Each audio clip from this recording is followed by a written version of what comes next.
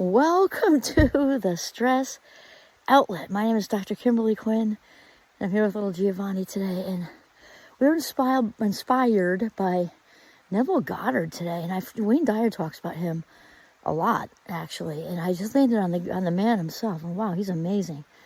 He's from a different period, I think, like back in the 50s or something. Anyway, so we're talking about, we've been talking about manifesting and stuff.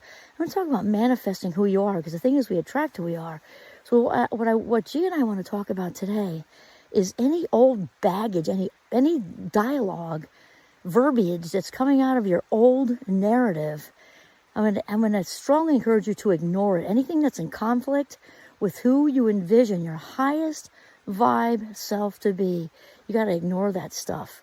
Ignore that stuff and completely just kind of like a mental tantrum. That stuff comes up from the vault, because remember that about 95% of what we think, feel, and do every day is the same as we did yesterday, just in a different context. And I know for me, even though I'm in a good place now, for decades, it was probably more than half my life, maybe even 2/3, all these old messages were coming up from my parents, mostly, and other people. And of course, I've forgiven them, let that all go ages and ages ago. I'm just sharing it with you so I'm an example, okay? So, but these old messages, and actually it happened a couple weeks ago. So even when you feel like you've conquered it, maybe you'll get like a 95 on the assignment, the universe's quiz. Clearly, I didn't have 100 yet, because it surfaced a couple weeks ago. And I did like whack-a-mole, and then just ignored them and let them go. But here's the thing.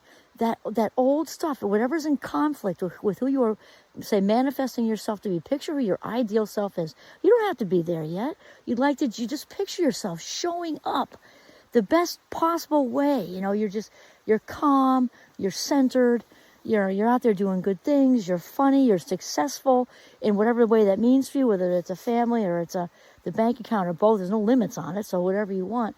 I'm not talking about the things as much, just that person you really aspire to be, the person people come to because they know you're available, not in a codependent way, in a good way, because they know that you're not going to judge them and that you're, like I said, you're emotionally available. However you picture. So then with me, it was the money talk. So whenever that stuff just kind of pops up like whack-a-mole, the best thing you can do is give it zero energy. If you have a minute where you're talking back to it, talking back isn't bad. It's better than letting it take over, for sure. And then hopefully you get to a place where you completely ignore it, just like a toddler with a tantrum.